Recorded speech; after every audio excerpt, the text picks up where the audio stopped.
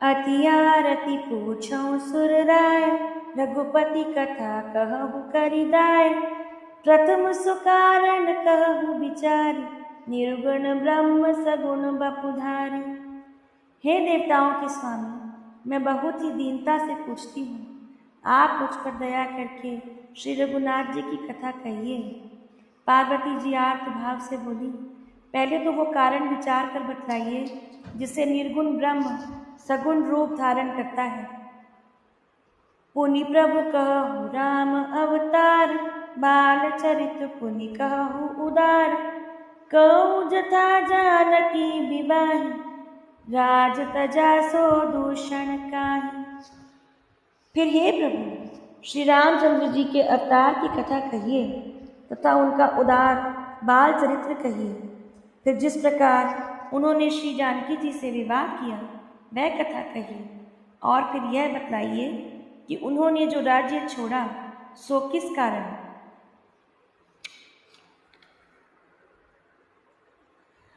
बनवसी कीन्ही चरित अपार, कहु नाथ जिमि रावण मार। राज बैठ कीन्ही बहुलीला, सकल कहु शंकर सुखशीला। हे नाथ, फिर उन्होंने वन में रहकर जो अपार चरित्र किए तथा जिस तरह रावण को मारा वह कहिए। हे सुख स्वरूप शंकर, फिर आप उन सारी लीलाओं को कहिए जो उन्होंने राज्य सिंहासन पर बैठकर की थी। बहुरी कहु करुणायतन, कीन जो अचरज राम। प्रजा सहित रघुवंश मणि, किमि गवने निज धाम। हे कृपाधाम, फिर वह अद्भुत चरित्र कहिए जो श्री राम जी ने किया। वे रघुकुल शिरोमणि प्रजा सहित किस प्रकार अपने धाम को गए। पुनि प्रभु कहु सो तत्व बखानी, जहि विज्ञान मगन मुनि ज्ञानी। भगति ज्ञान विज्ञान विरागा, पुनि सब बरनहु सहित विभागा। हे प्रभु, फिर आप उस तत्व को समझा कर कहिए जिसकी अनुभूति में ज्ञानी मुनिगण सदा मग्न रहते हैं, और फिर भक्ति ज्ञान विज्ञान और वैराग्य का विभाग सहित वर्णन कीजिए। और राम रहस्य अनेका, कहु नाथ अति विमल विवेका। जो बहु मैं पूछा नहीं होई, सो दयाल राखो जनि गोई। इसके सिवा श्री रामचंद्र जी के और भी जो अनेक रहस्य छिपे हुए भाव अथवा चरित्र हैं उनको कहिए। हे नाथ, आपका ज्ञान अत्यंत निर्बल है। पार्वती जी कहती हैं, हे प्रभु, जो बात मैंने ना भी पूछी हो, हे दयालु, उसे भी आप छिपा कर ना रखिएगा।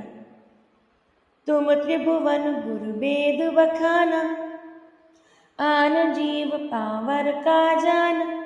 प्रश्न उमा के सहज सुहाई, चल विहीन सुनि शिव मन भाई। वेदों ने आपको तीनों लोकों का गुरु कहा है, दूसरे पामर जीव इस रहस्य को क्या जाने। पार्वती जी के सहज सुंदर और छल रहित सरल प्रश्न सुनकर शिव जी के मन को बहुत अच्छा लगा। हरहि राम चरित सब आए, प्रेम पुलक लोचन जल छाए। श्री रघुनाथ रूप उर आवा, परमानंद अमित सुख पावा। श्री महादेव जी के हृदय में सारे रामचरित्र आ गए। प्रेम के मारे उनका शरीर पुलकित हो गया और नेत्रों में जल भर आया। श्री रघुनाथ जी का रूप उनके हृदय में आ गया, जिससे स्वयं परमानंद स्वरूप शिव जी ने भी अपार सुख पाया। मगन ध्यान रस दंड जुग, पुनि मन बाहिर कीन। रघुपति चरित महेश तब, हर्षित बरनैन। शिव जी 2 घड़ी तक ध्यान के रस आनंद में डूबे रहे। फिर उन्होंने मन को बाहर खींचा और तब वे प्रसन्न होकर श्री रघुनाथ जी का चरित्र वर्णन करने लगे। झूठे सत्य जाहि बिन जाने, जिमि भुजंग बिनु रजु पहचाने।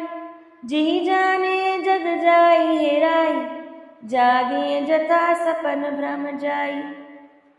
जिसके बिना जाने झूठ भी सच मालूम होता है और जिसके बिना पहचाने रस्सी में सांप का भ्रम हो जाता है, जिसके जान लेने पर जगत उसी की तरह लोप हो जाता है जैसे जागने पर स्वप्न का भ्रम रह जाता है। बंदऊ बाल रूप सोई राम, सब सिद्धि सुलभ जपत जिस नाम। मंगल भवन अमंगल हारी, द्रवऊ सो दशरथ अजिर बिहारी। मैं उन्हीं श्री रामचंद्र जी के बाल रूप की वंदना करता हूँ, जिनका नाम जपने से सब सिद्धियाँ सहज ही प्राप्त हो जाती हैं। मंगल के धाम, अमंगल के हरने वाले और श्री दशरथ जी के आंगन में खेलने वाले बेबाल रूप श्री रामचंद्र जी मुझ पर कृपा करें। करी प्रणाम राम ही त्रिपुरारी, हर्षि सुधा समगिरा उचारी। धन्य धन्य गिरिराज कुमारी, तुम समान नहीं को उपकारी।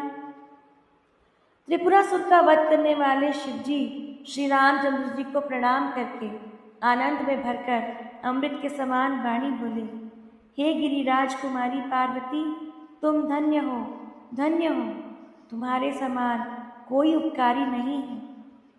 पूछे रघुपति कथा प्रसंगा, सकल लोक जग पावनी गंगा। तुम रघुवीर चरण अनुरागी, कीन्यू प्रश्न जगत हित लागी। जो तुमने श्री रघुनाथ जी की कथा का प्रसंग पूछा है, वो कथा समस्त लोकों के लिए जगत को पवित्र करने वाली गंगा जी के समान है। तुमने जगत के कल्याण के लिए ही प्रश्न पूछे हैं। तुम श्री रघुनाथ जी के चरणों में प्रेम रखने वाली हो। राम कृपा ते पार्वती, सपने तब मन माई। शोक मोह संदेह भ्रम, मम विचार कछ नाई।